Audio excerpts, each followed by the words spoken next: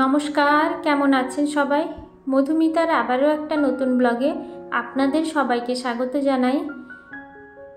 আশা করব যে যেখান থেকে আজকের আমার এই ব্লগটা দেখছেন সবাই ভালো আছেন, সুস্থ আছেন এবং স্বাভাবিক আছেন।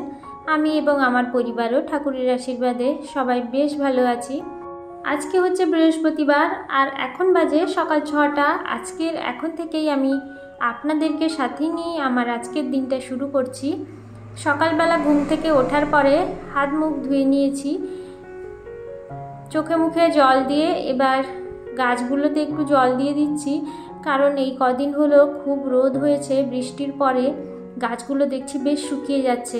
সেজন্য সকালে যদি একটু জল না দিয়ে দিই তাহলে বিকেলবেলা একেবারে গাছগুলো শুকিয়ে নেতিয়ে পড়ছে। ওই জন্য দুবেলা করেই এখন জল দিয়ে দিই। আসলে মাটিতে হলে অতটা অসুবিধে হতো না, টবে যেহেতু লাগানো আছে আর টবগুলো খুব একটা বড়ও নয়, সেই জন্য গাছগুলো বেশি গরম হয়তো সহ্য করতে পারছে না। ওই জন্য দুবেলা করে জল না দিলে একটু অসুবিধে হয়ে যাচ্ছে। গাছে জল দিয়ে একটু ডাইনিং টেবিলটা পরিষ্কার করে নিচ্ছি। কদিন ধরে ভাবছি এটাকে একটু পরিষ্কার করব, আর সময় করে উঠতে পারি না, কারণ সকালবেলা যেদিন তাড়াতাড়ি ঘুম থেকে উঠি তখন হয়তো একটু সময় থাকে, কিন্তু অন্যান্য কাজ করতে গিয়ে আর এই কাজটা করা হয় না। তো আজকে তাড়াতাড়ি ঘুম থেকে উঠেও পড়েছি, তো ভাবলাম যে না, আজকে এই কাজটা আগে শেষ করে নিই, তারপরে না হয় অন্যান্য কাজগুলোতে হাত দেব। অন্যান্য দিন ভাবি যে বাড়ির যে বাসি কাজগুলো থাকে ওগুলো শেষ করে নিই, তারপর না হয় এটা করব। এই করতে করতে সেই সময় চলে যায়, তখন আর এটা করা হয় না। তো সেই জন্য আজকে একেবারে প্রথমেই কাজে নেমে পড়েছি। টেবিল ক্লথটাকে উপরে তুলে দিয়েছি, তারপরে এই যে ডাইনিং টেবিলটা ভালো করে মুছে নিয়ে চেয়ারগুলোকে এভাবেই পরিষ্কার করে নিচ্ছি, কারণ ভালো করে আজকে একটু পরিষ্কার না করলে দেখছি মনটা কেমন খুঁতখুত করছে। আর এভাবে পরিষ্কার করে নিলে ধুলোগুলো খুব সহজেই পরিষ্কার হয়ে যাচ্ছে। আগে আমি কি করতাম, একটা ব্রাশ নিয়ে ওই খাঁজ খাঁজ যে জায়গাগুলো আছে ওগুলোতে ঘষে ঘষে ধুলোগুলোকে বের করতাম একটু কেরোসিন তেল দিয়ে, কিন্তু তাতে দেখেছি সময়টাও অনেক যায় আর পরিষ্কারও তেমন হয় না, কারণ সব জায়গায় তো আর ওই ব্রাশটা পৌঁছায় না। তো এইভাবেই পরিষ্কার করতে দেখলাম যে খুব সহজেই ধুলোগুলো চলে যাচ্ছে আর বেশ সুন্দরভাবেই পরিষ্কার হয়ে যাচ্ছে। ওই জন্য পরপর চেয়ারগুলোকে এভাবে পরিষ্কার করে ধুয়ে নিয়ে রেখে দিচ্ছি। সকালবেলা এখনও কেউ ঘুম থেকে ওঠেনি, সেই জন্য এই কাজটা করতেও আমার অনেকটা সুবিধা হচ্ছে, কারণ ঘুম থেকে উঠে পড়লে সবার অসুবিধে হয় বিভিন্ন রকম কাজ করতে। চেয়ারগুলো নিয়ে চলে এসেছি, এবার জল পড়ছে, জলগুলোকে একটু মুছে নেব, না হলে আবার ওই জলের দাগটা থেকে যাবে। আবার ওই জলের উপরে ধুলো বসে গেলে, এরপরে তো ঘর ঝাড় দেওয়া আছে, ধুলো বসে গেলে আবার সেই ময়লা হয়ে যাবে। ওই জন্য একটা শুকনো কাপড় দিয়ে ভালো করে চেয়ারগুলোকে পরিষ্কার করে মুছে নিচ্ছি। আর চেয়ারের যে নিচ দিয়ে জলগুলো গড়িয়েছে ওগুলোকেও একটু মুছে নেব। তো আজকে বৃহস্পতিবার, প্রত্যেক বাঙালির বাড়িতে কিন্তু বৃহস্পতিবার মানেই একটা পুজোর তোড়জোড় যেমন থাকে, তার পাশাপাশি ঘরদোর পরিষ্কার পরিচ্ছন্নরও একটা ব্যাপার থাকে, কারণ লক্ষ্মী পুজোর দিন সমস্ত কিছু যেমন পরিষ্কার পরিচ্ছন্ন করে রাখতে হয়, সেরকম প্রত্যেক দিন তো পরিষ্কার করা হয়, তার উপরে লক্ষ্মী পুজোর দিন মানে বৃহস্পতিবার করে আর একটু এক্সট্রা কিছু পরিষ্কার পরিচ্ছন্ন করতে হয়। তো এদিকে সকালের কিছু থালা বাসন ছিল, ওগুলোকে মেজে ধুয়ে নিচ্ছি, তারপরে একেবারে ঘর ঝাড় দিয়ে ঘরটা মুছে নেব, তারপরে চলে যাব সোজা স্নান করতে, কারণ পুজোর কাছেও অনেকটাই টাইম লেগে যায়। সেই জন্য ঘরের কাজগুলো তাড়াতাড়ি গুছিয়ে নিয়ে পুজোটাকে শেষ করে নিতে হবে। ঘরের কাজ যেন শেষই হয় না, যতই করতে থাকো ততই যেন কাজ বাড়তেই থাকে। সময় সুযোগ এবং নিজের সুবিধে মতো কাজগুলোকে গুছিয়ে নিতে হয়, না হলে কিন্তু প্রচণ্ড সমস্যায় পড়তে হয়। কাজগুলো সঠিকভাবে যদি করা যায় তাহলে কিন্তু সঠিক সময়ে যেমন নিজেকেও সময় দেওয়া যায়, ওরকম বাড়িতে যদি ছোট বাচ্চা থাকে তাকেও সময় দিয়ে আবার ঘরের কিছু এক্সট্রা কাজও গুছিয়ে নেওয়া যায়। তো এদিকে থালা বাসনগুলো ধোয়া হয়ে গেছে, এবার বাড়িঘর ভালো করে ঝাড় দিয়ে দেব। ঘরটা ভালো করে ঝাঁট দিয়ে উঠতে প্রায় অনেকটাই সময় আমার চলে যায় সকালবেলা করে।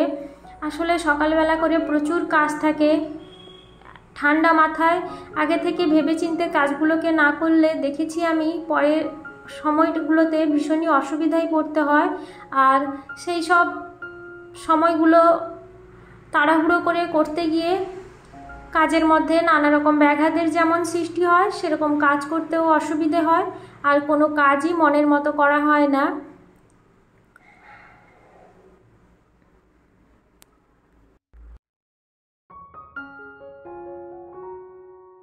আর ঘরদোর গুছিয়ে রাখলে ঘরে যেমন একটা লক্ষ্মীশ্রী ভাব থাকে, সেরকম দেখেছি নিজের মনটাও ভালো থাকে যে একটা ঘরে ঢুকে পড়লে ঘরটা বেশ পরিপাটি সুন্দর করে ধুলো ময়লা মুক্তভাবে সাজানো গোছানো আছে, তাহলে যেরকম দেখতেও ভালো লাগে সেরকম নিজের মনটাও ভালো থাকে। ঘর ঝাড় দেওয়া হয়ে গেছে, এবার ঘরটা মুছে নেব। সকালবেলা উঠে যদি এই সমস্ত কাজকর্মগুলো তাড়াতাড়ি করে শেষ করে ফেলা যায় তাহলে কিন্তু পরের সময়গুলোতে অনেকটা হাতে পাওয়া যায়।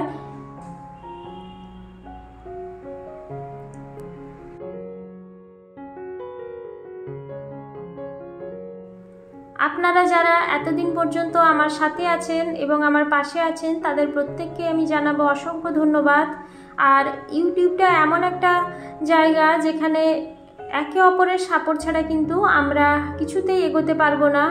সেই জন্য যারা যারা এখনো পর্যন্ত আমাকে সাপোর্ট করে গেছেন তাদেরকে জানাবো অসংখ্য ধন্যবাদ। আর এভাবেই আপনারা আমার পাশে থাকুন, সাথে থাকুন। আর যারা যারা এখনো পর্যন্ত আমার চ্যানেলটিকে সাবস্ক্রাইব করেননি তাদের প্রত্যেককে আমি অনুরোধ জানাবো, প্লিজ আমার চ্যানেলটিকে সাবস্ক্রাইব করে আমার পাশে থাকুন, কারণ আপনাদের সাপোর্ট ছাড়া কিন্তু এই প্ল্যাটফর্মে একটা পাও এগোনো সম্ভব নয়।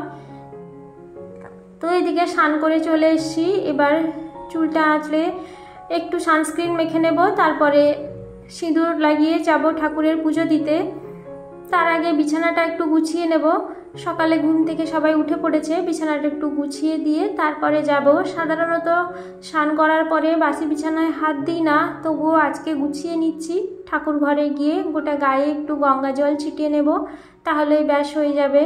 কারণ পুজো করে আসতে তো অনেকটা টাইম লেগে যাবে, আর ততক্ষণ অবধি বাসি বিছানা পড়ে থাকবে, সেটা কেমন একটা দেখতে লাগে। ওই জন্য বিছানাটা ভাবছি একটু গুছিয়ে দিয়ে যাই।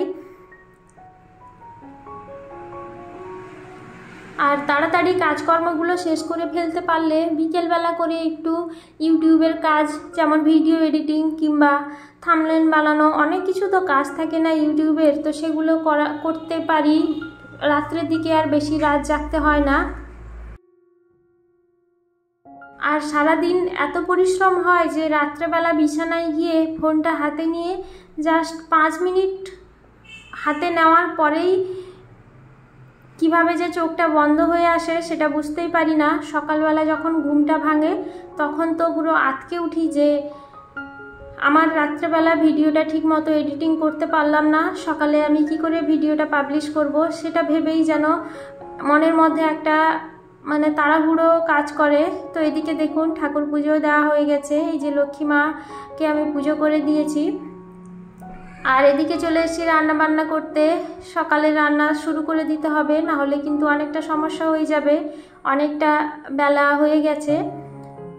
আর আমাদের বাড়িতে বৃহস্পতিবার করে কিন্তু মাছ খাওয়া হয়, যেমন সোমবার খাওয়া হয় না, মঙ্গলবার, শুক্রবার, শনিবার, সেজন্য বৃহস্পতিবার দিনটা খাওয়া হয়। শুধু অগ্রহায়ণ মাস আর পৌষ মাস করে বৃহস্পতিবার নিরামিষ খাওয়া হয়, আর অন্যান্য দিনের বৃহস্পতিবারে মাছ খাওয়া হয়। তো এদিকে কুমড়ো শাক রান্না করছি। কুমড়ো শাক কিন্তু খেতে ভীষণই ভালো লাগে। এটা হচ্ছে আমাদের বাগানের কুমড়ো শাক। বন্ধুরা, আমার ব্লগ আপনাদের কেমন লাগলো অবশ্যই আমাকে কমেন্ট করে জানাবেন। আর আমার ব্লগ যদি আপনাদের ভালো লেগে গিয়ে থাকে তাহলে আমার চ্যানেলটিকে সাবস্ক্রাইব করে আমার পাশে থেকে যাওয়ার জন্য আপনাদেরকে বারে বারে অনুরোধ জানাবো। তো এই কুমড়ো শাক দিয়ে কিন্তু ভাত খাওয়া হয়ে যাবে, আর কোনো কিছুই লাগবে না। চিংড়ি মাছ দিয়েই করেছি, আপনারা একবার বাড়িতে বানিয়ে দেখবেন চিংড়ি মাছ আর কুমড়ো শাক এইভাবে। আর এদিকে হচ্ছে মাছের ঝালটা বানিয়ে নেব। মাছের ঝালটা এর আগেও আপনাদের সঙ্গে শেয়ার করেছি। বাটা মাছের ঝাল খুবই সিম্পলভাবে বানিয়ে নেব।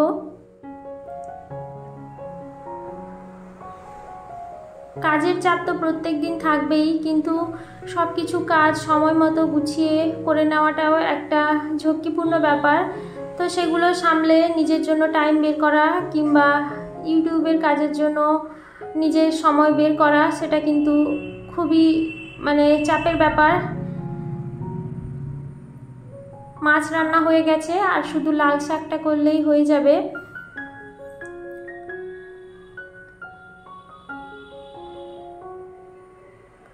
ছেলেকে এবার স্নান করাতে হবে, অনেকক্ষণ হয়ে গেছে। ও এসে আমাকে শুধু তাড়া দিচ্ছে, মা কখন আমাকে স্নান করাতে নিয়ে যাবে। তো ছেলেকে এবার স্নান করিয়ে দেব, স্নান করিয়ে ওকে খাইয়ে ঘুম পাড়িয়ে দিতে হবে। না হলে জানেন তো, ও যদি একটু দেরি হয়ে যায় তাহলে ও আর ঘুমোতেই চায় না বিকেলে। আর এদিকে বিকেলবেলা খাওয়া দাওয়া শেষ হয়ে গেছে। তো এবার এগুলো ধুয়ে দিয়েছিলাম, শুকিয়ে গেছে, এবার এগুলোকে পাতিয়ে দেব। তো বন্ধুরা, আজকের মতো তাহলে আমি আমার ব্লগটা এখানেই শেষ করছি। আপনাদের সঙ্গে দেখা হবে আবারও একটা নতুন ব্লগ নিয়ে। ততক্ষণে সবাই ভালো থাকবেন, সুস্থ থাকবেন, সাবধানে থাকবেন। দেখা হচ্ছে আপনাদের সঙ্গে আবারও একটা নতুন দিন, নতুন সকাল, নতুন একটা ব্লগ নিয়ে। সবাইকে জানাবো অসংখ্য ধন্যবাদ এতক্ষণ পর্যন্ত আমার সাথে থাকার জন্য এবং আমার পাশে থাকার জন্য। সবাই ভালো থাকবেন, সুস্থ থাকবেন, সবাইকে জানাবো ধন্যবাদ।